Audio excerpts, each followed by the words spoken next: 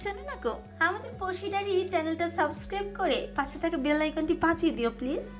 আর গল্পটি ভালো লাগলে অবশ্যই লাইক কমেন্ট শেয়ার করে দিও।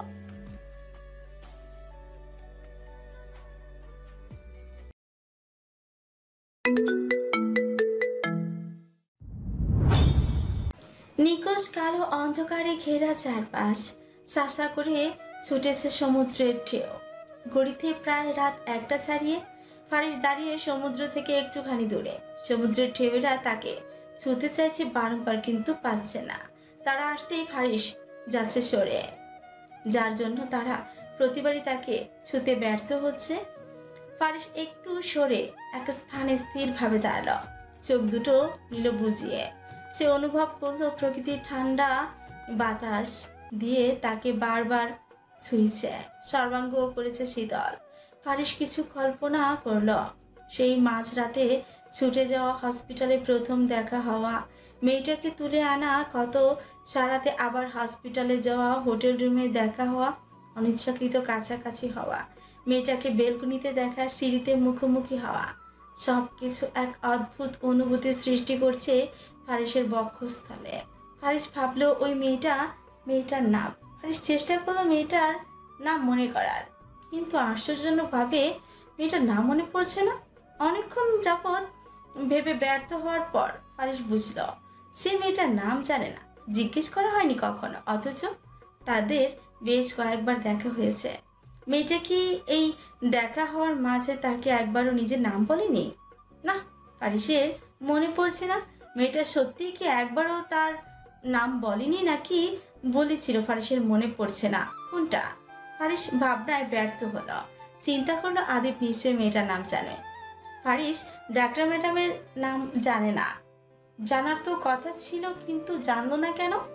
ফারিস তার পকেটে হাত দিল, ফোন বার করলো মেয়েটার নাম জানার জন্য। ফারিস ব্যাকুল হচ্ছে, অথচ এতটা ব্যাকুল হওয়ার মতো কোনো বিষয় নয় এটা। ফারিস আদিবকে কল করলো। ফারিস আদিবকে কল করবে ভেবেও কল করলো না। কল করে কি বলবে? আদিব, ওই ডাক্তার ম্যাডামের নামটা কি তুমি জানো? এত রাতে এই প্রশ্নে করার কোনো অর্থ হয়? জিজ্ঞেস করলে কাল করবে, তাও ফারিসের সংকোচ হচ্ছে। ফারিস দীর্ঘশ্বাস পেল। ইদানিং তার হাবভাব বদলাচ্ছে। মিনিটে মিনিটে ওই মেয়েটার কথা মনে পড়ছে, বিশেষ করে কালকের ওই বেলকুনিতে দাঁড়িয়ে মেয়েটাকে দেখার পর থেকে। খোলা চুলের মেয়েটাকে দারুণ দেখাচ্ছিল। ফারিস অস্থির হয়ে তার চোখ খুলল। তাকে ব্যাকুল দেখাচ্ছে, অস্থিরতায় চারপাশ থমকাচ্ছে। ফারিস টের পেল সমুদ্রের ঢেউ তার বেশ নিকটে। এখনই পা না সরালে তাকে ছুঁয়ে যাবে এক নিমেষে। ফারিস তার পা সরাতে নিল। এরই মাঝে এক মেয়েলি কণ্ঠ বলে উঠল, এক রমণী। এত রাতে সমুদ্র বিলাস করছেন বুঝি? ফারিস চমকালো, পা আটকে পড়ল ওখানে। অতঃপর বহু প্রচেষ্টার পর সমুদ্র তাকে ছুঁয়ে দিল। ফারিস চোখ বন্ধ করল। সমুদ্রের ঠান্ডা ছোঁয়ায় তার শীত লাগলো। গায়ে পশম বুঝি গেল দাঁড়িয়ে, অথচ সমুদ্রের পানি শরীর কাঁপানোর মতো ঠান্ডা ছিল না। ফারিসের কাণ্ডে মৃদু হাসল আদ্রিতা, শীতল স্বরে শুধালো, আপনার কি শীত লাগছে মিস্টার বখাটে? ফারিস চোখ খুলল মিনিট 2 চুপ থেকে, চোখ মুখ শক্ত করে বলল, আপনাকে কতবার বলবো আমি বখাটে নই। আদ্রিতা কিছু হাসল। ফারিসকে সামান্য রাগানোর জন্য ওই বখাটে শব্দটা উচ্চারণ করল। ছেলেটাকে রাগাতে তার বেশ লাগে। আদ্রিতা মৃদু হেসে বলল, রাগ করবেন না, আমি জাস্ট মজা করে বলেছি। ফারিস নিশ্চুপ, কথা নেই। আদ্রিতাও নীরব। ফারিস আদ্রিতার মুখশ্রীর পানে তাকালো, দ্বিধাহীন স্বরে বলল, তা এত রাতে আপনি এখানে কি করছেন? আদ্রিতা সরাসরি ফারিসের দিকে চাইল। ফারিস চোখ সরালো, কেমন যেন মেয়েটার চোখে চোখ রাখা যাচ্ছে না। আদ্রিতা বলল, আপনি যা করছিলেন। কি করছিলাম আমি? কথাটা বলেই ফারিস থতমত খেল। আদ্রিতা মৃদু হাসল, বলল, আপনাকে অস্থির দেখাচ্ছে, আপনি কি ঠিক আছেন? ফারিসের বুঝি কথা আটকে গেল। সে থমকে গেল হঠাৎ। মেয়েটার আচমকা আগমনের জন্য ফারিস বুঝি প্রস্তুত ছিল না। ফারিসকে চুপ থাকতে দেখে প্রসঙ্গ পাল্টে আবারও বলল আদ্রিতা, আচ্ছা, আপনি আমার সাথে এমন করেন কেন? ফারিস বিস্মিত হলো, নিজেকে ধাতস্থ করলো, পুরোপুরি নিষ্পলক চোখে তাকিয়ে বলল, কেমন করি? আপনি জানেন না? আমি ধরতে পারছি না। আপনি অদ্ভুত আচরণ করেন যা আসলে একটা মানুষ করে না। আমি কি তবে মানুষ নই? ফারিসের আচমকা প্রশ্নে আদ্রিতা আটকে পড়ল। কি জবাব দেবে বুঝছে না সে বলল, আমি তা কখন বললাম? কি বলেছেন তবে? আমি আসলে বুঝতে পারছি না। ফারিস হাসল। আদ্রিতার সেই হাসিতে চোখ আটকালো। আদ্রিতা বরাবরই ফারিসের এক হাসিতে আটকে পড়ে। শ্যামবর্ণের এই পুরুষটির সবচেয়ে মুগ্ধনীয় হলো তার হাসি। আদ্রিতা বলল, আপনি হুটহাট হাসবেন না তো। ফারিসের চাহনি বদলালো। সে বলল, কেন? হাসলে কি সমস্যা? কারণ বলবো না। ফারিস কিছু বলে না, চুপ থাকে। মেয়েটা তাকে অদ্ভুত বলে, অথচ সে নিজেই যে অদ্ভুত তা বুঝছে না। অনেকক্ষণ নীরবতা চলে দুজনের মাঝে। হঠাৎ আদ্রিতা বলে, সমুদ্রে নামবেন? ফারিসের একরোখা জবাব। সমুদ্র আমার পছন্দ নয়। আদ্রিতা যেন অবাকের শীর্ষে পৌঁছালো। ফারিসের কথা শুনে বিস্ময়কর চেহারায় বলল, কি বলেন, সমুদ্র আপনার পছন্দ নয়? ফারিসের তড়িৎ উত্তর, হুম, না। আদ্রিতা বেসুম খেয়ে বলল, আপনাকে আমি সাধে অদ্ভুত বলি? আমার জানা মতে পৃথিবীর এমন কোনো মানুষ নেই যার সমুদ্র পছন্দ নয়। আপনি ভুল জানেন। আপনি একটা বোকা মানুষ। যা মনে করেন। আদ্রিতা কোনো কথা না বাড়িয়ে সমুদ্রের দিকে এগিয়ে যায়। ফারিস আওয়াজ করে বলে, এত রাতে সমুদ্রের দিকে এগিয়ে যাওয়া ঠিক হবে না। ফিরে আসুন। সমুদ্রের স্রোত প্রবল, আপনার ভাসিয়ে নিতে পারে। আদ্রিতা ঘুরে তাকালো, মৃদু স্বরে বলল, সমুদ্র আমার দারুণ লাগে, আর দারুণ জিনিসে মরণ হলে আরো দারুণ বিষয়। আপনি বুঝবেন না। ফারিস কিছু বলতে পারে না। আদ্রিতা একটু একটু করে এগোচ্ছে সমুদ্রের ভিড়ে। আদ্রিতা ঝিনুক কুড়াবে যে শুনেছিল মাঝরাতে প্রবল সমুদ্রের স্রোতে নাকি বিশাল ঝিনুক শামুক পাওয়া যায়। যদিও কতটুকু সত্য জানা নেই তার, তবে এই মাঝরাতে ঝিনুক কুড়ানোর অন্যরকম মজা আছে। এছাড়া মাঝরাতে সমুদ্র বিলাসেরও দারুণ টেস্ট। অথচ বদ্ধ উম্মাদ ছেলেটি বলে কিনা তার নাকি সমুদ্র পছন্দ নয়।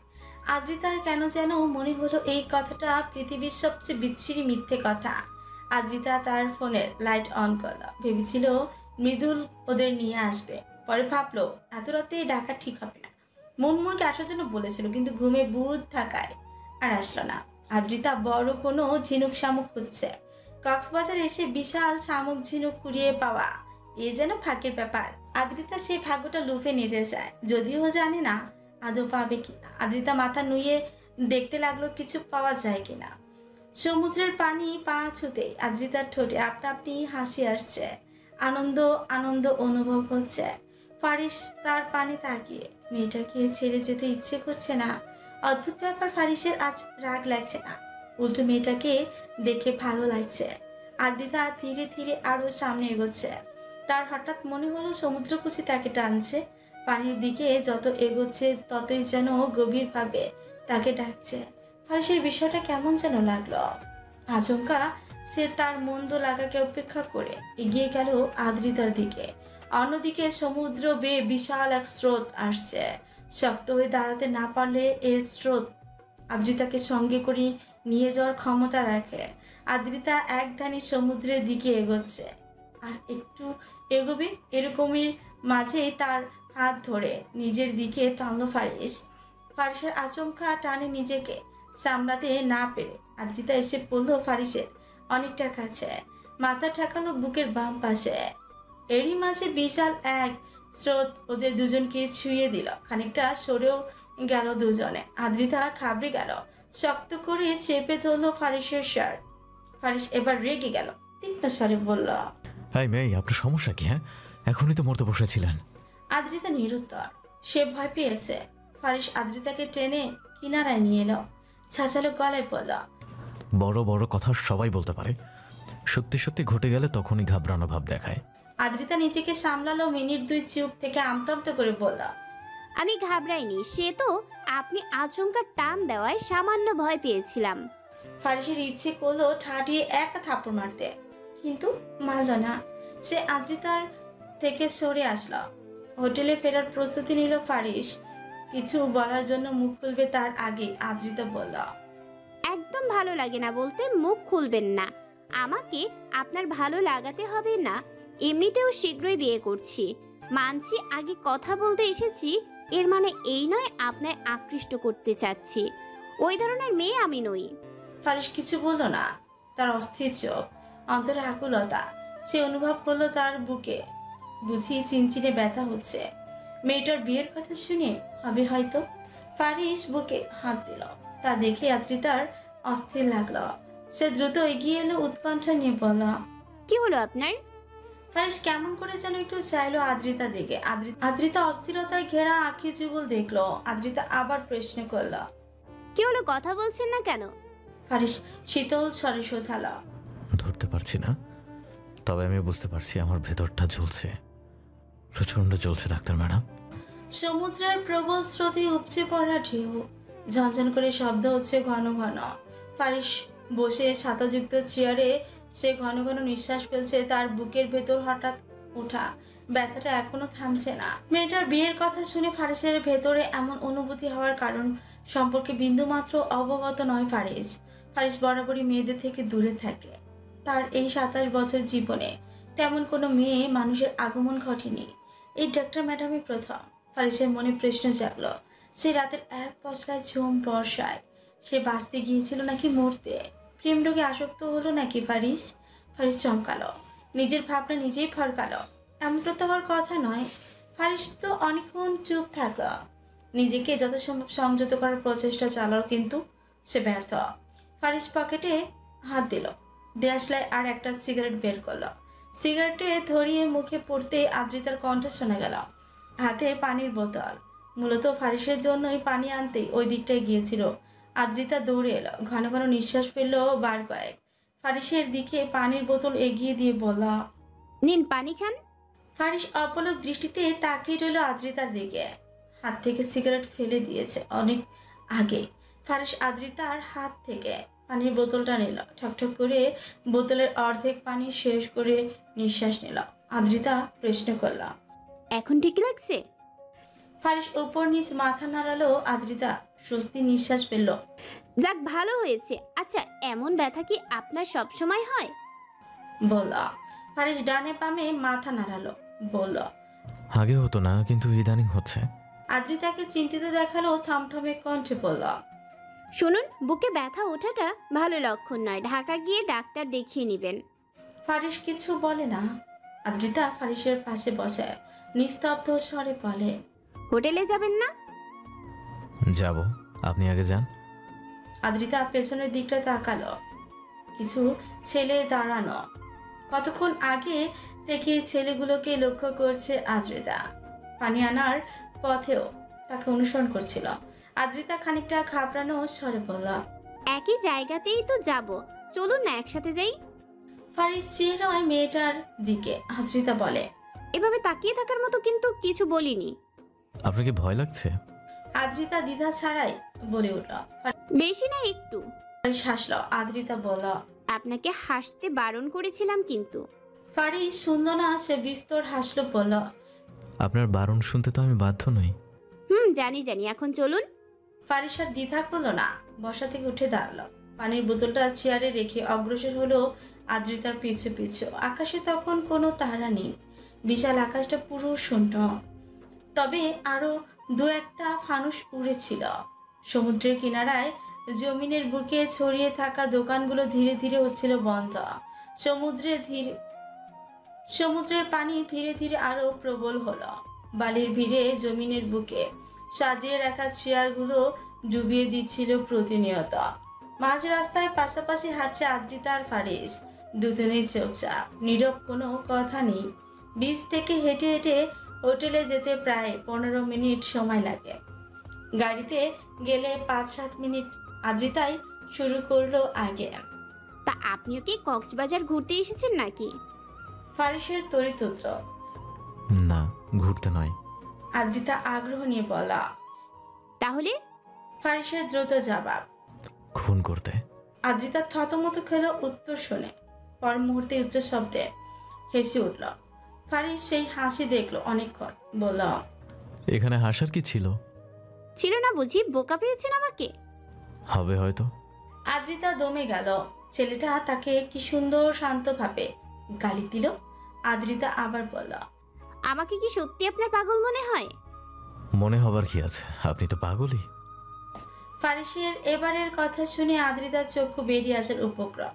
সে বলল, আপনি আমায় অপমান করছেন। সত্যি করেছি আমি, ধরতে কেন পারলাম না? আদ্রিতা চুপ হয়ে গেল। ফারিস তার পানে তাকিয়ে। মেয়েটাকে চটাতে তার দারুণ লাগছে। আদ্রিতা চোখ মুখ ফুলিয়ে হাঁটছে। ফারিস শব্দ করে বলল, আপনি কি রাগ করলেন ম্যাডাম? মোটেও না। মানুষ বেশিরভাগ ক্ষেত্রে তার কাছের মানুষদের উপর রাগ করে, আর আমি যতদূর জানি আপনি আমার কাছের মানুষ নন। ফারিসের মুখ ফ্যাকাশে হলো, তাও মেনে নিল। কথাটা তো মিথ্যে নয়। ফারিস বলল, আমি কেন আপনার চোখে আমার প্রতি রাগ দেখছি? কাছের মানুষ তো নই। তাহলে? আমি রাগ করিনি। আপনার চোখ তো বলছে রাগ করেছেন, ফোলা ফোলা থমথমে মুখ বলছে আপনি রাগ করেছেন, আপনার উল্টে রাখা ঠোঁটখানাও বলছে আপনি ভীষণভাবে রাগ করেছেন। আদ্রিতা এবার সরাসরি চাইলো ফারিসের দিকে। ফারিসের চোখের পাশে থাকা কাটা দাগটা সরাসরি নজরে পড়ল তার। আদ্রিতা প্রশ্ন করল, আপনার কপালের দাগটা কিসের? কিছু একটার হবে হয়তো, জানা নেই। আদ্রিতার এবার বিরক্ত লাগছে। লোকটা সবসময় প্রশ্নের উত্তর তেড়া দিচ্ছে। আদ্রিতা বিরক্তি নিয়ে বলল, আপনি মানুষটা খুব বাজে। ফারিস মৃদু হেসে বলল, আমি জানি তো। অতঃপর সারা রাস্তা আর কোনো কথা হলো না দুজনের। হোটেলের সামনে আসলেই নাইট গার্ড। হোটেলের দরজা খোলা।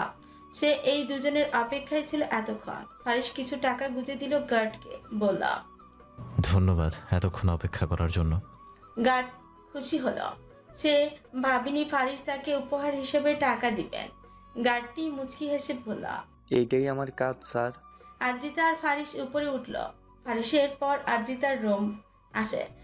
হঠাৎই নিজের রুমের সামনে আসতেই আদ্রিতার হাত ধরে বসলো ফারিস। আদ্রিতা এতে চমকালো, ভরকালো, অবাক হলো খুব। জিজ্ঞাসু চোখে তাকিয়ে রইল ফারিসের দিকে। ফারিস শীতল স্বরে বলা, একটা কথা রাখবেন ডাক্তার ম্যাডাম? ফারিসের কণ্ঠটা ঠিক কেমন যেন শোনালো। আদ্রিতা বিস্মিত নজরে তাকিয়ে বলা, জি বলুন। আমার থেকে একটু দূরে থাকবেন প্লিজ। আমার সত্যি আপনাকে ভালো লাগে না। আদ্রিতার হাত ছাড়ালো ফারিস। নিজের রুমে দরজা খুলে ঢুকে পড়লো। হঠাৎ ঘুরেও দেখলো না আদ্রিতা। আদ্রিতা তখনও ঠায় দাঁড়িয়ে, মুখ ফসকে বলল শুধু, ফাজিল লোক। সূর্যটা তখন কেবল উঠেছে। মৃদু মৃদু কুয়াশায় ভরপুর চারপাশ। মাস তখন নভেম্বর ছাড়িয়ে পয়লা ডিসেম্বর পড়েছে। বাতাসে বাতাসে শীতল প্রবল গন্ধ ছেড়েছে। আদ্রিতা গায়ের কম্বলটা আর একটু শক্ত করে জড়িয়ে চেপে ধরল। শীতের পোশাক তেমন আনা হয়নি, পাতলা একটা চাদর এনেছে শুধু। আদ্রিতার ঘুমের ঘোরে মনে পড়লো ফারিসের বলে যাওয়া শেষ কথাটা, আমার থেকে একটু দূরে থাকবেন প্লিজ। আমার সত্যি আপনাকে ভালো লাগে না। আদ্রিতা ঘুমের ঘোরেই বলে উঠল। আপনার মতো পাজি লোক আমি দুটো দেখিনি। এমন বার কয়েক কথা ঘুমের ঘোরে আরো বলল আদ্রিতা। আদ্রিতার কথা শুনতে পেল মুনমন। সে ঘুমের ঘোরে বলল, আদৌ কি হয়েছে তোর? একা একা বিড়বিড় করছিস কেন? আদ্রিতা টনক নড়ল। ঘুম ভেঙে গেল আচমকা। থমথমে কণ্ঠে বলে ফেলল, তেমন কিছু না, তুই ঘুমা। মুনমুন শুনল। জবাবে কিছু না বলে উল্টোর দিকে ঘুরে ঘুমালো। আদ্রিতা আর স্বস্তি নিঃশ্বাস ফেলল। নিজেও আবার ঘুমানোর চেষ্টা করল। মিনিট পাঁচেক যেতেই আবারও ঘুম ভর করলো আদ্রিতাকে। নিজের রুমের বেলকনিতে রেলিং ঘেঁষে দাঁড়িয়ে আছে ফারিস। হাতে সিগারেট, মুখে বিরক্তির ছোঁয়া, গায়ে জড়ানো শার্ট, এলোমেলো চুল, বিচ্ছিরি চিন্তা ভাবনা মগজে। ফারিস সিগারেটের টান দিল। ধোঁয়া উড়ালো। কাল রাত থেকে ফারিস বেলকনিতেই বসা ছিল। সারা রাত ঘুমায়নি। কিছুক্ষণ আগেই বসা থেকে উঠে দাঁড়িয়েছে। ফারিসের কালকে পুরো রাতটা জুড়ে ছিল আদ্রিতা। সে মেয়েটাকে ভুলতে পারছে না। মেয়েটার বিয়ে হবে এটাও মানা যাচ্ছে না। ফারিস সিগারেটে লাস্ট টান দিল। বিরক্তি নিয়ে পড়লা। মেয়েটার বিয়ে হোক বা না হোক তাতে কার কি, কিছুই না। ফারিস ভুলে কেন যাচ্ছে তার এই বিচ্ছির অনিশ্চিত জীবনে কোনো মেয়ে মানুষের জায়গা নেই। ঘড়িতে তখন সকাল 10টা কাটায় ছুঁই ছুঁই। জানালা ছুঁয়ে রোদ্দুর আসছে খুব। আদ্রিতা আয়নার সামনে দাঁড়িয়ে নিজেকে তৈরি করছিল। একটা সাদা রঙের সালোয়ার কামিজ পরেছে, চুলগুলো বিনুনি করা, হালকা সাজ আর লাস্টে ঠোঁটে গোলাপি রঙের লিপস্টিক লাগালো। দরজা টোকা পড়লো তখনই। আদ্রিতা ওয়াশরুমে মুনমুনকে আওয়াজ করে বলা, মৃদুল, ওরা বোধহয় চলে এসেছে। মুন, দ্রুত বের হ। মুনমুনের কথা আর অপেক্ষা করলো না আদ্রিতা। সে দ্রুত এগিয়ে গিয়ে দরজা খোলা। আশরাফ, মৃদুল, রনি আর চাঁদনি এসেছে একসাথে। আদ্রিতা মিষ্টি হেসে বলা, ভিতরে আয় তোরা। মুন এখনো তৈরি হয়নি। মৃদুল বিরক্ত হলো, চোখ মুখ উচকে খাটে বসতে বসতে বলল। এই মায়েরা সব জায়গায় দেরি করে। আশরাফ বলল, ফেরা নাই, 11টায় বের হলেও হবে। রনি নিঃশ্বাস ফেলে বলল। আজকের প্ল্যানটা কি? চাঁদনি রনির পাশে বসতে বসতে বলল, সারাদিন ঘুরবো, ছবি তুলবো, মজা করব, দেন রাতে বাসা থাকা। বাসের কথা শুনতে আদ্রিতার মনে পড়লো কিছু। সে বলল, আমার কিন্তু আজ যাওয়া হবে না। চোখ বড় বড় করে সবাই চাইলো আদ্রিতার দিকে। রনি বলল, কেন? কাল আমার একটা সার্জারির কাজ আছে এখানেরই একটা হসপিটালে। তোরা আজ চলে যা, আমি কাল রাতেই ফিরে যাবি ইনশাল্লাহ। সবাই বিস্মিত হয়ে গেল আদ্রিতার কথা শুনে। চাঁদনি শান্ত স্বরে বলল, আদ্রিতা তাহলে তুই আমাদের সাথে ফিরছিস না? মাথা নাড়িয়ে জবাব দিল। না। আশরাফ চিন্তিত স্বরে বলল, একা যাওয়ার দরকার নেই, আমরাও না হয় থেকে যাব। আদ্রিতা আশ্বাস দিয়ে বলল, আরে সমস্যা নেই, আমি একা যেতে পারবো। আর তেমন সমস্যা হলে আমি আমার ড্রাইভার আঙ্কেলকে আসতে বলবো। এমনিতেই এতজন একসাথে হসপিটাল বন্ধ দিয়েছি, আরও একদিন দরকার নেই। আমি কাজ সেরেই চলে আসবো, তোরা প্যারা নিস না। মৃদুলের কল আসলো হসপিটাল থেকে। মৃদুল 1 মিনিট বলে বাইরে বের হলো। মুনমুন তখন কেবল নিউ ড্রেস পরে বাইরে বের হলো। চুল তার ভিজা, বোঝা যাচ্ছে শাওয়ার নিয়ে এসেছে। সবার মুড অফ দেখে মুনমুন তার মাথার চুল মুছতে মুছতে পড়ল। কি ব্যাপার, তোরা সব চুপচাপ কেন? রনি তাকালো মুনমুনের দিকে, পরক্ষণে চোখ সরিয়ে পড়ল। তেমন কিছু না, জাদু আজ আমাদের সাথে ফিরবে না, তাই সবার একটু মন খারাপ। মুনমুন অবাক হয় না এতে, কারণ আদ্রিতা তাকে কাল রাতে ঘুমানোর আগে এ বিষয়ে বলেছিল। মুনমুন বেশ আয়েসি ভঙ্গিতে বলল, এতে মন খারাপ করার কি আছে? আমরা আজ রাতে যাব, ও কাল বাদে পরশু তো চলেই আসবে। প্যারা নিস না, চিল। আর আদুর ড্রাইভার আঙ্কেল আছে না, ওনায় ফোন দিয়ে ডেকে নেবে, ব্যাস হয়ে গেল। তাও কেউ তেমন কিছু বলল না। আশরাফ টপিক পাল্টে পড়ল, বুঝেছি, এবার তুই দ্রুত তোর মেকআপ সার, আমরা বের হব। তোরা নাস্তা করছিস? দুজনেই মাথা নাড়িয়ে পড়ল। না। চাঁদনিও করেনি। অতঃপর সকালের নাস্তা রুমেই করার সিদ্ধান্ত নিল সবাই। আশরাফ বের হলো সবার জন্য নাস্তা আনতে। চাঁদনিও গেল ওর সাথে। মৃদুল ঢুকলো তখন। মুনমুনকে রেডি হতে দেখে বলল, তাড়াতাড়ি কর মাইয়া। করছি। মৃদুল বসলো রনির বসা সামনের বেডে। রনি মৃদুলের চেহারা দেখে জিজ্ঞেস করলো, কি হয়েছে? মৃদুল নিঃশ্বাস নিয়ে বলল, আমাদের তাড়াতাড়ি যাওয়ার জন্য বলছে। ও এই ডাক্তারি জীবন আর ভালো লাগে না। মেডিকেলে সে ক্লাস করা দিনগুলোই ভালো ছিল। সারাদিন আড্ডা, ক্যাফেতে হই হুল্লোড়। দূর, এখন আর কাজ। এই লাস্ট নিয়ে পরীক্ষা নিরীক্ষা করা। দোস্ত, বিয়া করমু। সবই ঠিক ছিল। মৃদুলের শেষ কথা শুনে সবাই হেসে ফেল। আদ্রিতা বলল, তোরে মাইয়া দিব কেডা? মৃদুল তড়িৎ উত্তর দিল, তোর মামাই। আদ্রিতা চোখ মুখ কুচকে ফেললো, বলল, হ্যাঁ, বইসা আছে তো আমার মামায় তার মাইয়া তোরে দেওয়ার জন্য। মৃদুল চিন্ত হয়ে শুয়ে পড়ল খাটে। আফসোস নিয়ে বলল, জীবনটাই বেদনা। সিঙ্গেল থাকতে থাকতে শেষ হয়ে যাব মনে হয়। রনি, তুই আর মন কিন্তু বিয়েটা করে নিতে পারিস। মৃদুলের কথায় রনি মুনমুন একে অপরের দিকে চাইল। চোখাচোখি হলো দুজনের। আদ্রিতা তা দেখে মৃদু হাসল। ফোনে কল আসায় কাঁচা ঘুম ভাঙলো ফারিসের। খানিকটা বিরক্তি নিয়ে ফোনটা তুললো। আদিব কল করেছে। ফারিস ফোন তুলে বলল, কি হয়েছে আদিব? অপর পাশে থাকা আদিব বলল, ভাই আজকে ঢাকায় ফিরবেন নাকি আরো কিছুদিন থাকবেন? ফারিস কিছুক্ষণ চিন্তা করে বলল, তুমি আজ চলে যাও আদিব। ওখানকার অবস্থা কেমন জানাও, আমি কাল বিকেলে আসবো। আমার কিছু কাজ আছে। আর হ্যাঁ, গাড়ি রেখে যেও। তুমি ফ্লাইটে করে চলে যাও। আচ্ছা ভাই, এখনই বের হব নাকি বিকেলে যাব? সেটা তুমি ভেবে নাও। যদি এখন থাকতে ইচ্ছে করে, সমুদ্র ঘুরে দেখতে মন চায়, তাহলে থাকো, বিকেলে যাও। আমি জানি তোমার সমুদ্র পছন্দ। কাজের চক্করে এবার সমুদ্র দেখতে যেতে পারোনি, তাই সমুদ্র দেখে বিকালে যাও। আমার কাল রাতে ঘুম হয়নি, তাই আর কল করো না, কেমন? তবে যাওয়ার আগে মেসেজ দিয়ে যেও। আদিব আর দ্বিধা না করে বলল। আচ্ছা ভাই। ফোন কাটলো ফারিস। গায়ের কম্বলটা আরেকটু শক্ত করে চেপে ধরে সে আবার ঘুমালো। সমুদ্র সৈকতে তুমুল বেগে ছোটাছুটি করছে আশরাফ, মুন, মৃদুল, রনি, চাঁদনি আর আদ্রিতা। ছোট ছোট ছেলে মেয়েদের মতো হই হুল্লোড় করছে তারা।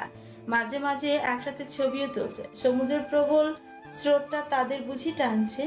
আশেপাশের মানুষের সমুদ্রে নাইবার জন্য লাফালাফি করছে। আশরাফ, মৃদুল আর রনি ছোট্ট সমুদ্রে ভিজতে। ফাইনালি মৃদুল তার সমুদ্রের মাঝে চিত হয়ে সমুদ্র বিলাস করার সুযোগ পেল। মুনমুন, চাঁদনি আর আদ্রিতা দাঁড়িয়ে। তাদের ভেজার কথা নেই। পাবলিকলি এইভাবে ছেলে মেয়ে গোসলটা করাটা তাদের পছন্দ হচ্ছে না। তবে সমুদ্রে গোসল করার ইচ্ছে যে নেই এমনটা না। আদ্রিতা তার হাতে থাকা ক্যামেরা দিয়ে মৃদুল ওদের ছবি তুলল। মুনমুন আর চাঁদনিরাও তুলল। তারা বাইকে উঠে দূর দূরান্তে অল্প খোল। বাতাসে তাদের চুল উড়ছিল, তবে মন হচ্ছিল শান্ত। সমুদ্রের ভিড়ে চুপচাপ দাঁড়িয়ে আছে আদিব। সমুদ্র তার দারুণ পছন্দ। আদিব চোখ বন্ধ করলো। প্রবল স্রোত তাকে দারুণভাবে নাড়িয়ে দিয়ে গেল। আচমকে পেছন থেকে কেউ এসে ধাক্কা দিতেই আদিব হুমড়ি খেয়ে পড়লো সমুদ্রের ঢেউয়ের মাঝে। আচমকা এমন ঘটনায় মুনমুন, আদ্রিতা আর চাঁদনি তিনজনই চমকে উঠল, কারণ ধাক্কাটা চাঁদনি দিয়ে ফেলেছে। তাও দৌড়ে এসে পিছলে গিয়ে আদিবের শরীর ভিজে চলছে। সে উঠে দাঁড়ালো, কলকলিয়ে মুখে যাওয়া পানিটুকু কুলি করে ফেলল। সামনে তিনটে মেয়েকে দেখল। চাঁদনি নিচের দিকে তাকিয়ে আগে বলল, আমি খুব দুঃখিত, ভুল করে ধাক্কাটা লেগে গেছে। আদিব চোখ মুখ কুচকে পড়ল। ভুল করে কানামি কোথাকার। কণ্ঠটা যেন চেনা লাগছে, এর আগেও শুনেছে মনে হলো চাঁদের। চাঁদনি ছেলেটির দিকে তাকালো। সেদিনের হসপিটালের বদমাস ছেলেটাকে দেখে অবাক হয়ে পড়ল। আপনি? আদিব বিরক্তি নিয়ে পড়ল। সাবধানে চলাফেরা করতে পারেন না? পারি তো, কিন্তু আজ কেন জানি পারিনি। আদিবের রাগ লাগলো, তীক্ষ্ণ স্বরে আওড়ালো, মজা করছেন আমার সাথে? এখানে মজার কি আছে?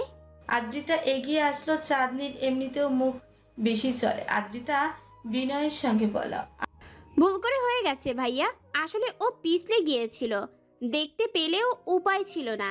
আদিব কি বলবে বুঝতে পারে না। আদ্রিতাকে দেখলে তার ভাবি ডাকতে মন চায়। আদিবকে চুপ থাকতে দেখে চাঁদনি বলল, আমরা কি চলে যাব? আদিব একরাশ বিরক্তি নিয়ে বলল, না, আমাকে আরেকবার ধাক্কা দিয়ে যাবেন। চাঁদনি তাই করল।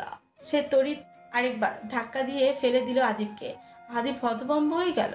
চাঁদনি হাসতে হাসতে দৌড়ে পালালো। আদ্রিতার মুনমুনও পুরো ফিমড়ি খেল।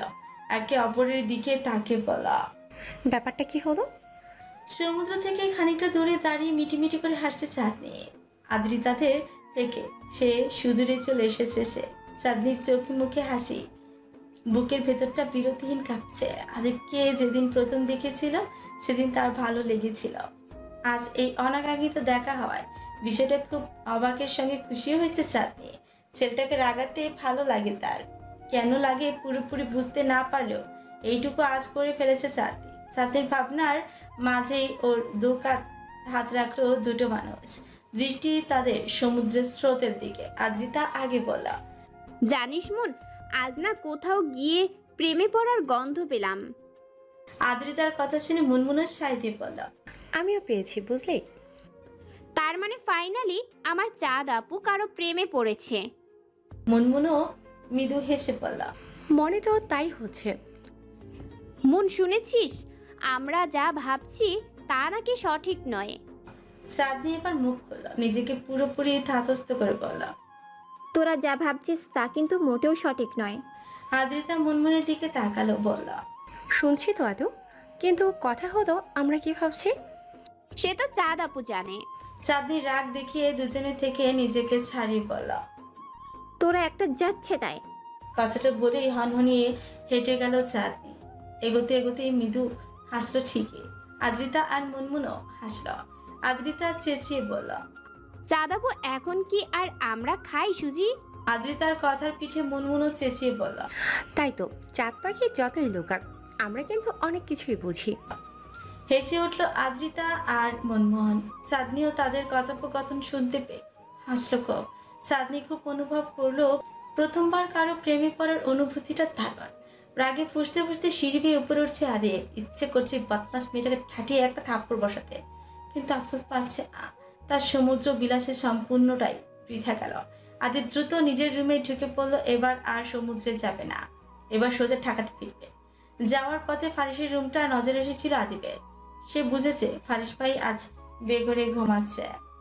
সন্ধ্যা 7টা। সারাদিনে হই হুল্লোড় করে হোটেলে ফিরলো আদ্রিতা, চাঁদনি, মুনমুন, আশরাফ, রনি আর মৃদল।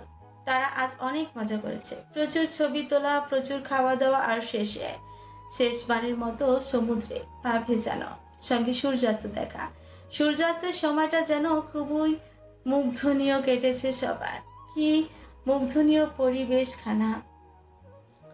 গোল থালার মতো রক্তবর্ণ ধারণ করা সূর্যটা কি সুন্দর আস্তে আস্তে ডুবে যাচ্ছিল। ইস, আমার মতে পৃথিবীর সবচেয়ে সুন্দর দুটো মুহূর্ত হলো সকালে সূর্যোদয় আর সন্ধ্যায় হাওয়া পূর্বাভাসের এই সূর্যাস্ত দেখা। দারুণ দুটো মুহূর্ত মৃদুল তারাতে বলা। অতপর কক্সবাজার ভবন আমাদের এই পর্যন্তই। সবার ব্যাগপত্র গুছিয়ে নিয়ে সবাই রুমে আয়। শেষ একটা চা আর রান্ডুটি ভোজন হবে, তারপর সবাই ব্যাগ। মৃদুলের কথা শুনে সবাই হেসে হেসেই বলা। আদ্রিতা আর মনমোহন নিজেদের রুমে ঢুকলো। মনমোহন তার ব্যাগপত্র বের করতে করতে বলা, ঠিক আছে, তারপর তুই থাকছিসই? আদ্রিতা খানিকটা মুড অফ করে বলা, ইচ্ছে তো ছিল না, কিন্তু কি করার। যাক, প্যারা নাই, চিল। দেখা হবে, এখন দ্রুত কর। মনমোহন দ্রুত তার ব্যাগ গোছাতে ব্যস্ত হয়ে পড়ল। আদ্রিতার একটা কল আসলো, সে দ্রুত কলটা রিসিভ করে চলে গেল ব্যালকনিতে। আড়মোড়া ভেঙে শোয়া থেকে উঠে বসলো ফারিস। মাথা ভার হয়ে গেছে তার। আজ সারাদিনই সে ঘুমিয়ে কাটালো। এত ঘুম হওয়ার কথা ছিল না, তাও এত কিভাবে ঘুমালো ভাবছে। হয়তো কাল শেষ রাত ড্রিঙ্কটা বেশি হয়েছিল। ফারিস সেই সকালে ঘুমিয়েছে, ঘুম ভেঙেছে মাত্র। ফারিস আশপাশ তাকিয়ে ফোনটা হাতে নিল। আদিবের মেসেজ দেখা গেল। ছেলেটা কক্সবাজার থেকে বেরিয়েছে সেই দুপুরে। ফারিস মেসেজ দেখে সোজা চলে গেল ওয়াশরুমে। একটা শাওয়ার নেওয়া দরকার। আপনি চিন্তা করবেন না স্যার, আমি কাল সকালেই চলে যাব। অপর পাশের ব্যক্তিটিও বলল, ঠিক আছে আদ্রিতা, কাজটা সেরে তুমি বিকেলেই চলে আসতে পারবে। তোমার গাড়িটা আনিয়ে নিও। জি স্যার। আচ্ছা শোনো, লোকেশনটা তোমার ফোনে পাঠিয়ে দিচ্ছি, কেমন? আচ্ছা স্যার, দেন। ফোন কাটলো আদ্রিতা। ফোন কাটার কিছু সময়ের মাঝে আদ্রিতার ফোনে মেসেজ আসলো। সে দেখলো আদ্রিতার সার্জারির কাজটা বিকেল থেকে সরিয়ে সকালে আনা হয়েছে। সকাল 10টায় অপারেশন শুরু করবে। সব ঠিক থাকলে দুপুরের মধ্যেই বের হয়ে যাবে, আর দিন থাকতেই বিকেলের মাঝে মাঝে বাড়ি ফিরতে পারবে আদ্রিতা। বিষয়টা ভালো হয়েছে। আদ্রিতা জোরে একটা নিঃশ্বাস নিল, তারপর চলে গেল ভেতরে। ততক্ষণে মুনমুনের গোছগাছ কমপ্লিট। এবার শুধু নিজের রেডি করা বাকি। রাত 8টা। মোটামুটি চা আর নান রুটি ভোজন শেষ করে হোটেলে গেটের বাইরে দাঁড়িয়ে আছে আশরাফ, মুনমুন, চাঁদনি, মৃদুল, রনি আর আদ্রিতা। আদ্রিতার গায়ে চাদর জড়ানো, বাইরে বেশ শীত পড়েছে। আদ্রিতা সবাইকে বিদায় দিতে নিচ পর্যন্ত এসেছে। মৃদুল বলল, আর শোন, আজকে আর হোটেল থেকে বের হবি না। খাওয়া দাওয়া যা আছে এগুলোই খাবি, একা বের হবি না, কেমন? ঠিক আছে। শুধু ঠিক আছে বললে চলবে না, বললাম আমরাও থাকি, শুনলি না? আচ্ছা আমি এখান থেকে যাই। আশরাফের কথা শুনে মিহি আসলো। আদ্রিতা বলল, রনি তোরা এত টেনশন নিস না, আমি কাল তাড়াতাড়ি চলে যাব। এগিয়ে এলো, বলল, তাও বিষয়টা ভালো লাগছে না। আমরা চলে যাচ্ছি, তুই একা থাকছিস। চাঁদনি মুনমুনও বলল, আমাদেরও ভালো লাগছে না। আমাদেরও ভালো লাগছে না। আদ্রিতা কি বলবে ভেবে পায় না। সে আচমকায় সবাইকে একসাথে জড়িয়ে ধরলো, বলল, সবাই তোরা টেনশন নিস না, আমি ঠিক সামলে নিব। খুশি হলো। চাঁদনি বলল, ঠিক আছে, সাবধানে থাকিস বোন। থাকবো। একটা অটো এসে থামলো সেই মুহূর্তে। আশরাফ এগিয়ে গেল। বাস স্ট্যান্ড যাওয়ার কথা বললো। অটো চালকও রাজি হলো। তারপর একে একে সবাই উঠে বসতে লাগলো অটোতে। মুনমুন আদ্রিতাকে জড়িয়ে ধরে বলল, সাবধানে থাকিস কিন্তু আদু। আর শোন, পারলে চাঁদাপুর প্রেমিক পুরুষের নাম্বারটা জোগাড় করিস। হাসলো আদ্রিতা, বলল, যা এখন, নয়তো বাসে সিট পাবি না। অতঃপর আদ্রিতাকে বিদায় জানিয়ে চলে গেল সবাই। যাওয়ার আগে বলে গেছে ফোনে চার্জ দিয়ে রাখতে তারা কল করবে। আদ্রিতাও হাতের ইশারায় বাই জানিয়ে বলছে আচ্ছা রাখবো। দেখতে দেখতে চোখের ইশারায় দূর থেকে সুদূরে চলে গেল মৃদুলরা। মাঝে মাঝে আদ্রিতার নিজেকে খুব ভাগ্যবতী মনে হয় এমন সুন্দর একটা ফ্রেন্ড সার্কেল পেয়ে। আদ্রিতা মৃদু হেসে পেছনে ফিরতেই ধাক্কা লাগলো ফারিসের সাথে। মাথা ঠেকলো আবারও ফারিসের বুকে। তড়িৎ বুকটা কেঁপে উঠলো আদ্রিতার। ফারিসেরও সেম অবস্থা। সে মাত্রই কথা বলতে বলতে গেট থেকে বাহিরে বেরিয়েছিল। আদ্রিতার মাথা নিচু করে কিছু বলতে নিবে তার আগেই ঠোঁটে আঙুল দিল ফারিস। চুপ করিয়ে দিল তাকে। আদ্রিতার নিবিড় চাহনি ফারিস বলল, আমি একটু তাড়ায় আছি, কথা বলতে চাচ্ছি না, প্লিজ। কথাটা বলেই আদ্রিতার থেকে নিজেকে সরিয়ে চলে গেল ফারিস। আদ্রিতার ঠায় দাঁড়িয়ে রইল কিছুক্ষণ। পরক্ষণেই আর কিছু না ভেবে হেঁটে চলে গেল হোটেলের ভেতরে। সিঁড়ি বেয়ে উপরে উঠতেই কল করলো তার ড্রাইভারের নাম্বারে। প্রথম কলেই ফোন তুললো ড্রাইভার। আদ্রিতা বলল, সোহেল, আমার গাড়িটা কি ঠিক হয়েছে? অপর প্রান্তে থাকা সোহেল বলল, জি ম্যাডাম, আপনি যাওয়ার একদিন পরে ঠিক করে এনেছি। ঠিক আছে, শোনো, কাল তুমি সকাল সকাল কক্সবাজারের উদ্দেশ্যে গাড়ি নিয়ে চলে আসবে। আমি দুপুর 2টো কি 2:30টার মধ্যে হসপিটাল থেকে বের হব। লোকেশন আমি পাঠিয়ে দিব। আচ্ছা ম্যাডাম। তাড়াতাড়ি আসবে কিন্তু। আচ্ছা। আদ্রিতা ফোন কাটলো। যাক, এবার আর টেনশন নেই। দ্রুত কাজ সেরে চটপট চলে যাবে বাসায়। আরেকটা সুন্দর সকাল। আদ্রিতা তার ব্যাগপত্র গুছিয়ে একেবারে হোটেল ছাড়ার সিদ্ধান্ত নিল। একসাথেই হোটেল থেকে বাইরে বেরিয়ে কাজ সেরে গাড়ি করে চলে যাবে। আদ্রিতা পুরো রুমটা একবার চেক করে হোটেলের কর্তৃপক্ষের চাবিটা দিয়ে বেরিয়ে পড়লো হোটেল থেকে। টাকা পয়সার মিটমাট কাল থেকে রাতেই কমপ্লিট করবে তাদের। অন্যদিকে ফারিসও তার জিনিসপত্র গুছিয়ে নিল। প্রথমে গাড়ি করে একটা জায়গায় যাবে ফারিস, তারপর দুপুরের দিকে ঢাকার উদ্দেশ্যে বের হবে। হোটেলে আর ঢুকবে না, তাই সব গুছিয়ে বের হচ্ছে। আদ্রিতা বের হওয়ার 5 মিনিট পরেই ফারিসও বের হলো। কক্সবাজার সেন্ট্রাল হসপিটালের বাইরে দাঁড়িয়ে আছে আদ্রিতা। ঘড়িতে দুপুর 2টোর কাটায় ছুঁই। আদ্রিতার কাজ শেষ হয়েছে, 8 ঘন্টা পেরিয়ে গেছে। বর্তমানে সে অপেক্ষা করছে তার গাড়ি আর ড্রাইভারের। আদ্রিতা খানিকটা বিরক্ত নিয়ে ফোন করলো সোহেলকে। রিং হতে সোহেল ফোন তুলল। খানিকটা ঘাবড়ানো নিয়ে বলল, আপনার কি কাজ শেষ হয়ে গেছে ম্যাডাম? আদ্রিতা নিজেকে ধাতস্থ করলো। রাগটা দমিয়ে রেখে বলল, তুমি কোথায় সোহেল? আমি আধা ঘন্টা যাবত অপেক্ষা করছি। আমার কাজ আধা ঘন্টা আগেই শেষ হয়ে গেছে। সোহেল থরথর করে বলল, ম্যাডাম একটু অপেক্ষা করুন, আসলে রাস্তায় প্রচুর জ্যাম থাকায় আটকে পড়েছি। আদ্রিতা নিজেকে সামলালো। কিছু বলার জন্য মুখ খোলার আগে পেছন থেকে উঁচু লম্বাটে টাইপের একজন লোক এসে দাঁড়ালো। গলা খাকারি দিয়ে বলল, আপনি ডক্টর আদ্রিতা তো? আদ্রিতা তৎক্ষণাৎ পেছনে ঘুরতে চাইল। অনাকাঙ্ক্ষিত লোকটিকে দেখতে পেয়ে বলল, জি, আমি ডক্টর আদ্রিতা। লোকটি খানিকটা এগিয়ে এসে বলল, আপনার সাথে কিছু কথা ছিল ম্যাডাম। আদ্রিতা কানের ফোনটা দেখল। সোহেলও তখন লাইনে। আদ্রিতা সোহেলকে উদ্দেশ্য করে বলল, তাড়াতাড়ি আসো সোহেল, আমি অপেক্ষা করছি কিন্তু। আদ্রিতার কথা শুনে সোহেল থরথর করে বলল, আসছি ম্যাডাম। ফোন কাটলো। আদ্রিতা এগিয়ে এসে সামনের লোকটিকে উদ্দেশ্য করে বলল, জি বলুন, কি বলবেন? আসলে ম্যাডাম, আমার বাবার বিষয়ে কিছু কথা ছিল। ওনার একটা রোগ হয়েছে। ও, কি হয়েছে ওনার? জি, ক্যান্সার। দুপুরের কড়া রোদে আচ্ছন্ন চারপাশ। আদ্রিতা হাঁটছে, বিরক্তিতে তার মস্তিষ্ক এলোমেলো।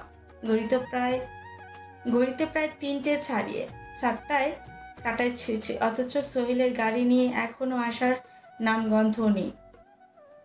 এক স্থানে কারণ ছাড়া কতক্ষণ দাঁড়িয়ে থাকা যায়? তাই আদ্রিতা হাঁটছে। যদি হাঁটতে হাঁটতে সোহেলের দেখা পাওয়া যায়। আদ্রিতা একটু তো অধৈর্যশীল মানুষ, এক স্থানে কারণ ছাড়া বেশিক্ষণ দাঁড়াতে পারে না, তাই হাঁটছে। হাঁটতে হাঁটতে অনেকটা পথ এগিয়েছে। চারপাশে প্রায় নির্জীব। সবাই হয়তো লাঞ্চ সেরে ঘুমাতে ব্যস্ত। আদ্রিতা চারপাশ দেখছে আর হাঁটছে। আচমকাই পায়ের সাথে কিছু বাজতেই হোঁচট খেলো আদ্রিতা। ব্যথায় আহ জাতীয় শব্দ বের করলো আপনি। সে নিচে বসে পড়ল। বড় একটা লোহা তার জুতোর ভেতর দিয়ে পুড়ে ঢুকে গিয়েছে। আদ্রিতা দ্রুত টান দিয়ে লোহাটা বের করলো, সঙ্গে সঙ্গে কলকলি রক্ত বেরিয়ে আসলো পা থেকে। আদ্রিতা যত সম্ভব নিজেকে সামলে ব্যথাটা হজম করলো। আশেপাশে তেমন কাউকে দেখা যাচ্ছে না। আদ্রিতা একটু জায়গা বুঝে গাছের নিচে বসলো, ব্যাগ থেকে স্যাভলন ব্যান্ডেজ বের করলো। আদ্রিতা সবসময় ছোটখাটো ডাক্তারি সরঞ্জাম ব্যাগে নিয়ে ঘোরে। আদ্রিতা দীর্ঘশ্বাস ফেলে আস্তে আস্তে নিজের ক্ষতস্থানে চিকিৎসা করতে লাগলো। ঢাকার উদ্দেশ্যে রওনা দিয়েছে ফারিস। নিরিবিলি শান্ত এক রাস্তা বেরোচ্ছে। মনটা এবার বেশ স্বাভাবিক। আশা রাখে ওই ডাক্তার ম্যাডামের সাথে আর দেখা হবে না। কথাটা ভাবতে ভাবতে হঠাৎ রাস্তায় আদ্রিতাকে দেখে চরম অবাক ও বিষমকায় ফারিস বিস্মিত কণ্ঠে বলে ওঠে, যখনই ভাবি দেখা হবে না তখনই কোত্থেকে উদয় হয় মেয়েটা খেয়ে জানে। ফারিস নিজেকে সামলালো। এই মেয়েটার ধারে কাছেও ঘেঁষতে চায় না ফারিস। আদ্রিতাকে পুরোপুরি উপেক্ষা করে চলে যেতে লাগলো নিজ গন্তব্যের দিকে। হঠাৎই লুকিং গ্লাসে দেখতে পেল আদ্রিতার পা দিয়ে রক্ত বেরোচ্ছে। সঙ্গে সঙ্গে গাড়ির ব্রেক কষলো ফারিস। বুকের ভেতরটা ছ্যাদ করে উঠলো আচমকা। ফারিস 7-5 কিছু না ভেবে দ্রুত এগিয়ে গেল আদ্রিতার দিকে। এদিকে আদ্রিতা একরাশ বিরক্তি নিয়ে তুলোতে স্যাভলন লাগিয়ে ক্ষতস্থানে লাগাতে কলিজা সমেত বুঝি কেঁপে উঠল ব্যথায়। দ্রুত নিচু হয়ে ফু দিতে লাগলো পায়ে। সঙ্গে সঙ্গে বলল, পায়ে আঘাত পাওয়ার আর সময় পেলি না, আজই লাগতে হলো। ইস কি যন্ত্রণা হচ্ছে। ফালতু লোহা, যে শালায় রেখেছিস না, তোর কপালে বউ নয়, আবার বউ থাকলেও জ্বালিয়ে পুড়িয়ে শেষ করে দিব দেখিস। অভদ্র মানুষজন রাস্তাঘাটে লোহা ফেলে রাখিস। ও মা, কি পরিমাণ জ্বলছে। বলে জোরে জোরে ফু দিতে লাগলো আদ্রিতা। কারো কণ্ঠ শোনা গেল তখন। কেউ বলল, আমি কি একটু সাহায্য করবো আপনার? আদ্রিতা চমকে উঠল। কণ্ঠটা চেনা। আদ্রিতা দ্রুত চাইলো সামনেকে। ফারিসকে দেখে দারুণ অবাক হয়ে বলল, মিস্টার বকাটে, আপনি এখানে? ফারিস কথাটা গায়ে না মেখে দ্বিধাহীন বসলো আদ্রিতার সামনে। আদ্রিতার হাত থেকে স্যাভলন তুলে নিয়ে বলল, কি করে হলো? আদ্রিতা জবাব দিল না, উল্টো প্রশ্ন করল, আপনি এখানে কি করছেন?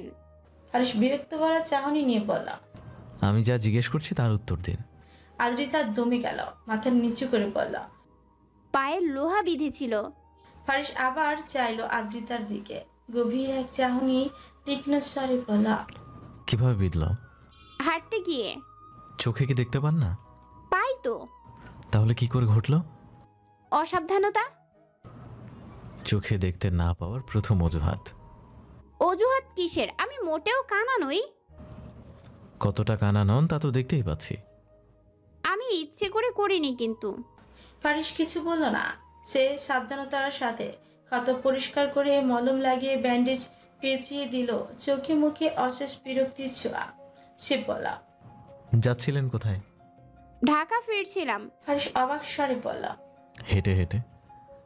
আদ্রিতার চোখে মুখে হতাশ। সে বলল, হেঁটে হেঁটে ঢাকা যাওয়া সম্ভব? আপনি যে পাগল তাতে অসম্ভবের কিছু দেখি না। দেখুন, আপনি কিন্তু আমায় আবার অপমান করছেন। সত্যি করেছি, আমি ধরতে কেন পারছি না? আদ্রিতার রাগে ক্ষোভে চুপ হয়ে গেল। ফারিস হাসলো, মনে মনে বলল, আপনি হুটহাট রাখবেন না ম্যাডাম। আপনার রাগ দেখলে আমার নিজেকে কেমন মাতাল মাতাল লাগে। কথাটা মনে মনে ভাবলেও মুখে আর বলা হলো না। আদ্রিতা তুমুল বেগে রাগ নিয়ে সোহেলকে কল করল।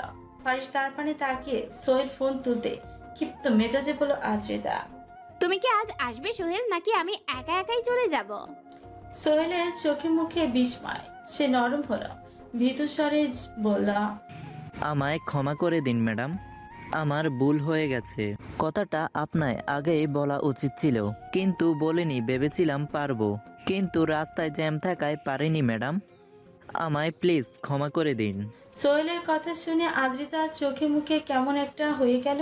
সে চিন্তিত স্বরে বলল, কি হয়েছে সোহেল, বাড়ির সবাই ঠিক আছে তো?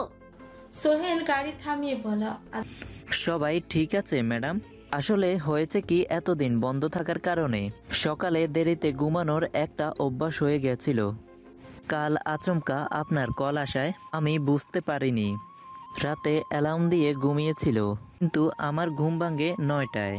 আমি তখনই বেরিয়ে পড়ে ভেবেছিলাম রাস্তায় জ্যাম থাকবে না, দ্রুত স্পিড বাড়িয়ে চলে আসব, কিন্তু রাস্তায় আমি আটকা পড়ি। আমার সন্ধ্যা হয়ে যাবে পৌঁছাতে পৌঁছাতে। আমি কি করব বুঝছি না ম্যাডাম। আদ্রিতা চুপ করে রইল, কিছু ভাবল, নীরবে দীর্ঘশ্বাস ফেলে বলল, তোমার আর আসতে হবে না সোহেল, আমি এখান থেকেই বাসে টাসে করে চলে আসব। তুমি বরং ব্যাক করো। সোহেল অপরাধীর স্বরে বলল, আমায় ক্ষমা করে দিন ম্যাডাম, আমার ভুল হয়ে গেছে। ইটস ওকে, আর ক্ষমা চাওয়ার প্রয়োজন নেই, তুমি ব্যাক করো। আচ্ছা ম্যাডাম। ফোন কেটে গেল। আদ্রিতা চুপচাপ বসে কি করবে ভাবছে। ফারিস প্রশ্ন করল, কি হয়েছে? আমার গাড়ি আসবে না। কেন? লেট হবে অনেক। আপনি কি এখানে একা এসেছিলেন? না, বন্ধুদের সাথে। তাহলে তারা কোথায়?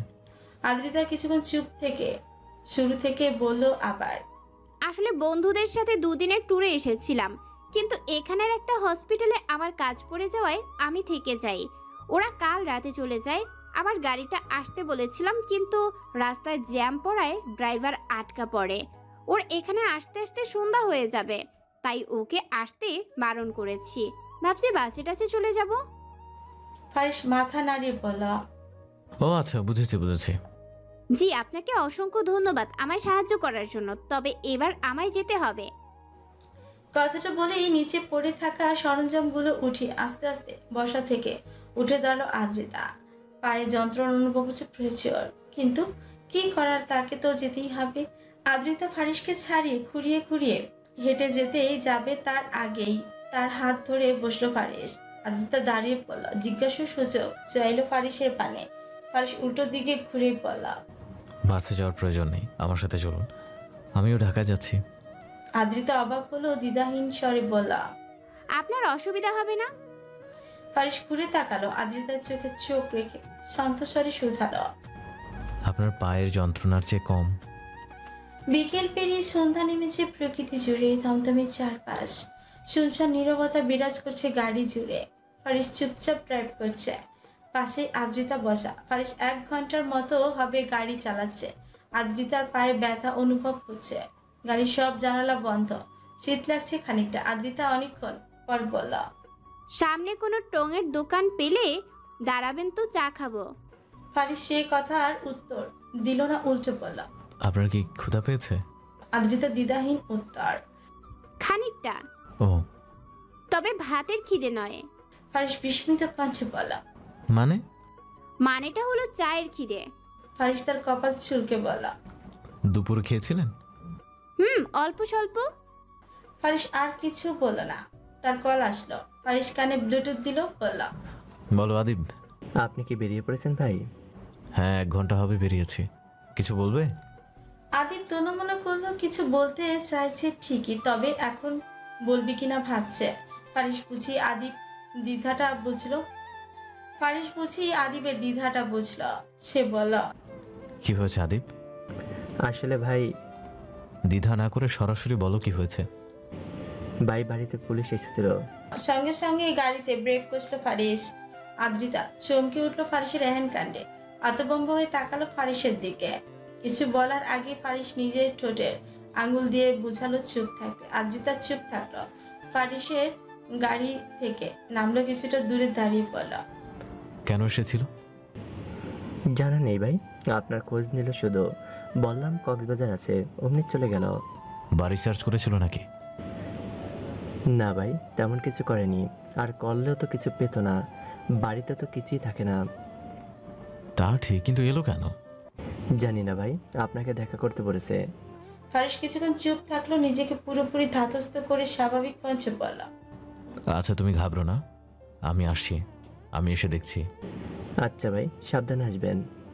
ঠিক আছে, তুমি চিন্তা নিও না, খেয়ে দিয়ে নিশ্চিন্তে ঘুমাও। ওখানে কার্যক্রম সব ঠিক আছে তো? আছে ভাই। আচ্ছা। ফোন কাটলো ফারিস, তবে ভাবনায় পড়লো একটু। পুলিশ কেন আসবে তাকে খুঁজতে? মেসেঞ্জারে চ্যাটিংয়ে ব্যস্ত আদ্রিতা। তার বন্ধুরা লাগাতার মেসেজ দিচ্ছে সে কোথায়, গাড়ি পৌঁছেছে কিনা, কখন আসবে, ইত্যাদি ইত্যাদি। আদ্রিতা ছোট্ট করে লিখেছে, হ্যাঁ পৌঁছেছে, আমি ফিরছি।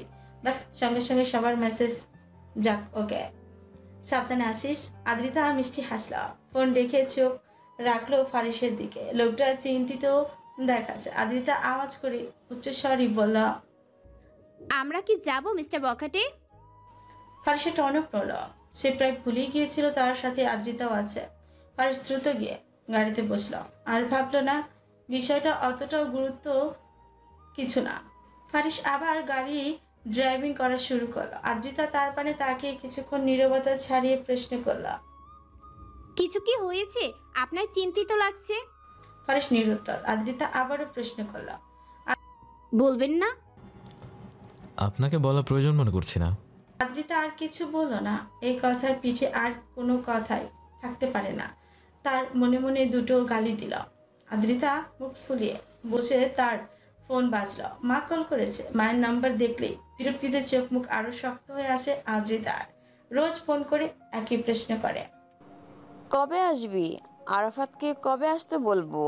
আদ্রিতা খানিকটা বিরক্তি নিয়ে ফোনটা তুলে বলল, কি হয়েছে মা? অপর প্রান্তে থাকা আদ্রিতার মা বলল, রেগে যাচ্ছিস কেন? রাখবো না তো কি করব? একই প্রশ্ন বারবার কেন করো? আমি ফিরলে তো বাড়িতেই ফিরবো। তোর তো আজ আসার কথা। আদ্রিতা তপ্ত নিঃশ্বাস ফেলা, চোখ মুখ বন্ধ করে বলল, আমি আসছি মা, আমি গাড়িতে আছি এখন। কালকে সকালে বা রাতের মধ্যেই চলে আসছি। আদ্রিতার মা খুশি হলেন, উত্তেজিত হয়ে বললেন, তাহলে কাল বিকালে আরাফাতকে আসতে বলি।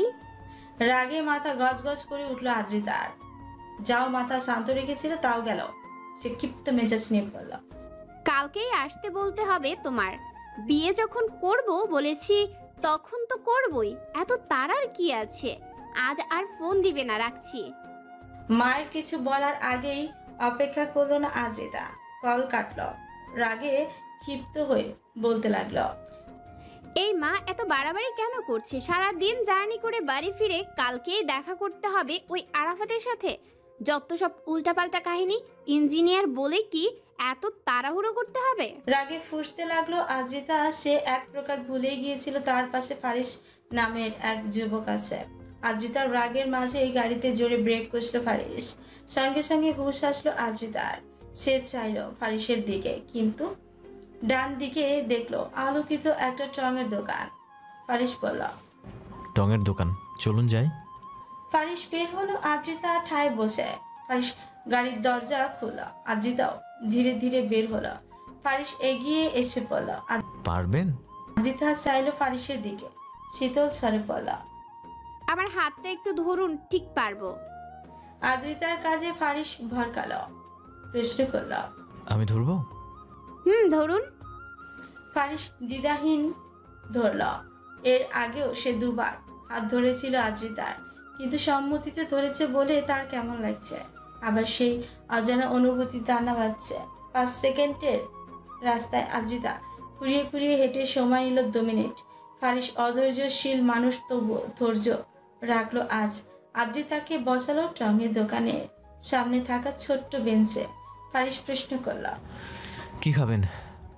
1 কাপ দুধ চা আর টোস্ট বিস্কুট। ফারিস তাই চাইলো। দোকানেও তাদের বসতে বলে বানাতে শুরু করলো। ফারিস বসলো আদ্রিতার সামনের বেঞ্চে। মিনিট 4 যেতেই চা আর বিস্কুট দিল দোকানে। তারা খেলো। কিছু ছেলে পেলে হেঁটে যেতে যেতে বলল, বউ নিয়ে টাঙের দোকানে চা খাচ্ছি, বাহ, ব্যাপারটা কিন্তু দারুণ। কথাটা ফারিস আদ্রিতা দুজনেই শুনলো। ফারিস এখানে কোনো ঝামেলা চায় না, তাই চুপচাপ কথাগুলো হজম করে নিল। আদ্রিতা মৃদু হাসলো, যেটা চোখ এড়ায়নি ফারিসের। 15 মিনিটের মতো সময় পার হলো। ফারিস চায়ের বিল দিতে গেলে আদ্রিতা অর্ধেক দিতে চাইলো। ফারিস বারণ করে বলল, প্রয়োজন নেই। আদ্রিতা বসা থেকে উঠে দাঁড়ালো। পায়ের জন্য বড্ড পীড়া হচ্ছে তার।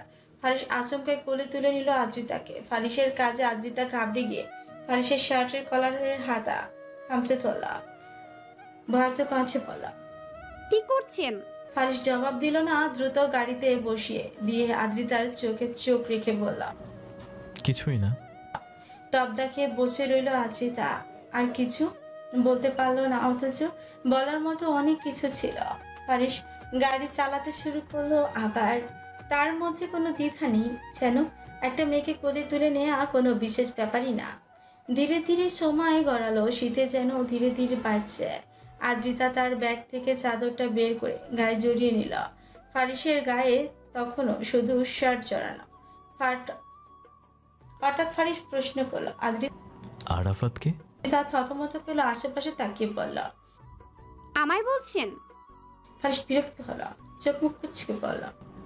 এখানে আপনি ছাড়া কি আর কেউ আছে? আদ্রিতা কিছু সময় চুপ থেকে বলল। তাও ঠিক। তাহলে বলুন আরাফাতকে। আপনার বলা প্রয়োজন মনে করছি না।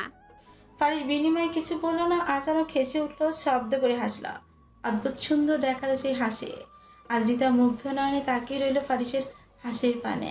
ছেলেটা হাসলে এত চমৎকার কেন দেখায় কি জানি। আদ্রিতা আনমনা হয়ে বলে উঠল। এখানে হাসার মতো কি কিছু ছিল? আদ্রিতা আর কিছু বলল না। সে পর্যবেক্ষণ করতে লাগলো ফারিসের উজ্জ্বল শ্যামবর্ণের এই পুরুষটির সাথে তার কতবার দেখা হয়েছে গোনা হয়নি, তবে হিসেব করলে অনেকবারই হয়েছে। যাক, কাঙ্ক্ষিতের চেয়ে অনাকাঙ্ক্ষিত বেশি। ছেলেটার চোখের পাশে থেকে কাটা একটা অদ্ভুত সুন্দর দেখতে, গায়ের গঠন, উচ্চতা, কথার ধরন, রাগ সব মিলিয়ে পারফেক্ট একজন সুদর্শন যুবক। আদ্রিতার কাছে ফর্সা ছেলেদের চেয়ে শ্যামবর্ণের পুরুষদের বেশি সুন্দর লাগে। তাদের ফ্রেন্ড সার্কেলের সবচেয়ে সুদর্শন ছেলে আশরাফ, যেমন ফর্সা তেমন শারীরিক গঠন, অথচ আদ্রিতা কখনোই আকৃষ্ট হয়নি তাতে। মৃদুল রনিও যথেষ্ট সুদর্শন। তাদের খুব বন্ধু ব্যতীত অন্য কোনো নজরে কখনো দেখনি আদ্রিতা। ছোট্টবেলা থেকে পুরুষ মানুষের উপর আদ্রিতার আকৃষ্ট কম, কিন্তু এই প্রথম যেন ফারিসের উপর সে আকৃষ্ট হয়েছে, তাও দারুণভাবে। আদ্রিতা টনক নড়ল। এগুলো কি ভাবছে? ছি! আদ্রিতা চোখ সরিয়ে অন্যদিকে ঘুরে চাইল। তার লজ্জা লাগছে হঠাৎ। ভাগ্যিস ফারিস বুঝতে পারেনি সে তাকে দেখছিল। এই দেখা তো যেন তেন দেখা নয়, গভীরভাবে দেখা। আদ্রিতা চোখ বুঝে নিল, একটু ঘুমানোর দরকার। মিনিট 15 পার হতে আদ্রিতা ঘুমিয়ে পড়ল। এতক্ষণ পর ফারিস তার পানে চাইল, মৃদু এক স্বরে আওড়াল। হৃদয় বুঝি ধীরে ধীরে প্রেম রোগে আসক্ত হচ্ছে ডাক্তার ম্যাডাম। আপনিও মরছেন, আমিও মরছি, অথচ প্রকাশ করতে দুজনেই নারাজ। ফারিস চুপ হয়ে গেল। ভাবনাগুলো বিষাক্ত লাগছে, কথাগুলো তার চেয়ে উত্তেজিত। ফারিস ড্রাইভিংয়ে নজর দেওয়ার চেষ্টা চালালো। মনে মনে বলে উঠল আবার, যে প্রেম প্রকৃতির বুকে শোভা পায় না তাকে কি আদৌ প্রেম বলে? রাতের জ্যোৎস্না ভরা আলো ফুটিয়েছে ধরণী জুড়ে। ঘড়ির কাঁটায় প্রায় রাত 10টা ছাড়িয়েছে। অন্ধকারে টইটুম্বুর চারপাশ। ফারিস নীরবে ড্রাইভ করছে। মাঝে মাঝে একবার থামিয়ে গায়ে জ্যাকেট জড়িয়েছিল শুধু। আদ্রিতা ঘুমানো, কপাল জুড়ে ছড়ানো তার অবাধ্য কেশ। বাতাসের ছোঁয়া বিন্দুমাত্র নেই গাড়িতে। জানালার কপাট সবই বন্ধ। ফারিসের নজর বারবার যাচ্ছে আদ্রিতার চুলের দিকে। তার ইচ্ছে করছে হাত দিয়ে চুলগুলো সরিয়ে দিতে, কিন্তু দিচ্ছে না। মন তার সরাতে চাইলেও বিবেক বড্ড আটকাচ্ছে। এমন চাঁদনি ভরা রাতে পাশে ঘুমন্ত মেয়ে মানুষ নিয়ে ড্রাইভ করা যেন বিশ্রী একটা ব্যাপার। ফারিসের মাথায় বিচ্ছিরি সব চিন্তা আসছে, শয়তানের নাড়া দেওয়ার মতো বিশ্রী কাণ্ড। গাড়িতে লাইট জ্বলছে। আদ্রিতার মুখখানা আদো আদো দেখা যাচ্ছে চুলের কারণে। ফারিসের চোখ সরিয়ে নিল, কেমন যেন পাগল পাগল লাগছে নিজেকে। ফারিস গাড়ি থামালো, বার কয়েক নিঃশ্বাস ছাড়ল। এত বেশি অস্থির লাগছে কেন? এতক্ষণ তো সব ঠিকই ছিল। ফারিস কোনো উপায় না পেয়ে তীক্ষ্ণ স্বরে ডাকলো আদ্রিতাকে, বলল, এই যে ডাক্তার ম্যাডাম, আপনি কি আমার কথা শুনতে পাচ্ছেন? আদ্রিতার হেলদোল আসলো না। ফারিস চরম বিরক্তি নিয়ে আবার ডাকলো, বলল, তাই মেয়ে শুনছেন? দ্রুত উঠুন। আদ্রিতা তাও উঠল না। সে গভীর ঘুমে মগ্ন ছিল। ফারিসের কেমন বিতৃষ্ণা লাগলো। গাড়িতে থাকা পানির বোতলটা হাতে নিল। 7-5 কিছু না ভেবে পানি ছুঁড়ে মারল আদ্রিতা আগে। ঠান্ডার মধ্যে আচমকা চোখে মুখে পানি পড়তে ভূত দেখার মতো লাফ মেরে উঠল আদ্রিতা। তার সামনে চুল ভিজে গেছে, চুয়ে চুয়ে পানি পড়ছে। আদ্রিতা হতভম্ব হয়ে হাত দিয়ে মুখের পানিটুকু মুছল। আতঙ্কিত কণ্ঠে ফারিসের দিকে তাকিয়ে বলল, কি হয়েছে? কি হয়েছে? ডাকাতে কি আটক করেছে আমাদের? ফারিসের উত্তর তড়িৎ, ডাকাত না ভূতে। ফারিসের তড়িৎ উত্তর। আদ্রিতা অবাক হয়ে বলল, মানে? খিদে পেয়েছে আমার, একটানা গাড়ি চালিয়ে আমি ক্লান্ত। আদ্রিতা ফ্যালফ্যাল চোখে ফারিসের পানে তাকিয়ে, অদ্ভুত তো, খিদে পেয়েছে সেক্ষেত্রে সে কি করতে পারে? অবশ্যই গাড়িতে বসে রান্না বান্না করে খাওয়াতে পারবে না। আদ্রিতা কতক্ষণ ফারিসের দিকে তাকিয়ে থেকে বলল, আমি কি আপনার রান্না করে খাওয়াবো? না, আমার সাথে ওই সামনের রেস্তোরাঁয় গিয়ে উদ্ধার করবেন। আদ্রিতা তার বাম পাশে তাকালো। আলোকিত একটা রেস্তোরাঁ দেখলো। সে বলল, আমার পায়ের যা অবস্থা তাতে ভিতরে যাওয়া সম্ভব না। আপনাই এখানে একা বসিয়ে রাখবো না, তাই তো ডেকে তোলা। কিন্তু কোনো কিন্তু না, চলুন আমার সাথে। খিদে টেতে পেয়েছো তো নাকি? কষ্ট বলে গাড়ি থেকে বের হলো ফারিস। আদ্রিতা সিট বেল্ট খোলা। খিদে অবশ্যই একটু পেয়েছে। আদ্রিতা তার পায়ের দিকে তাকালো। পায়ের অবস্থা জটিল। খুলে আরেকবার ব্যান্ডেজ করতে পারলে ভালো হতো। সঙ্গে একটা ব্যথার ঔষধ দরকার। ফারিস দরজা খুলে দিল। আদ্রিতার দিকে তাকিয়ে বলল, কি হলো, বেরোচ্ছে না কেন? আদ্রিতা আস্তে আস্তে বের হলো। এই ফারিসের আচমকে এমন আচরণে সে বেশ বিরক্ত। ফারিস আবারও আদ্রিতাকে কোলে তুলে নিল। আদ্রিতা থতমত খেলো। আবার এই ছেলেটা করছেটা কি? আদ্রিতা ফারিসের গলা ধরলো। এবার ফিস ফিস করে বলল, কাজটা কি ঠিক হচ্ছে? আমার ভালো লাগছে। বলেই কথাটা হনহন করে এবার রেস্তোরাঁর ভেতরে চলে গেল। রেস্তোরাঁর মানুষদের চোখ ছানা পড়া। তবে পরক্ষণে আদ্রিতার পায়ের অবস্থা দেখে বেশি ভাবলো না। আদ্রিতার লজ্জা লাগছে এইভাবে রেস্তোরাঁ ভর্তি মানুষের সামনে দিয়ে কিভাবে যাচ্ছে। আদ্রিতা বলল, এমন করছেন কেন? আমি বিব্রত হচ্ছি। এত বিব্রত হওয়ার কি আছে? আমরা যা নই মানুষ সেটাই ভাবছে। আদ্রিতা কিছু বলল না। ছেলেটা কি বললো তাই ভাবছে। ফারিস আদ্রিতাকে নিয়ে এসে বসালো চেয়ারে। একজন ওয়েটার দৌড়ে এসে আসলো। দ্রুত বলল, কি খাবেন স্যার? ভাত, মাংস, বিরিয়ানি? ফারিস আচমকা আদ্রিতাকে উদ্দেশ্য করে প্রশ্ন করল। তুমি কি খাবে বলো নাকি? তড়িৎ চোখ বেরিয়ে আসার উপক্রম আদ্রিতার। এই প্রথম ফারিস তাকে তুমি করে সম্বোধন করল।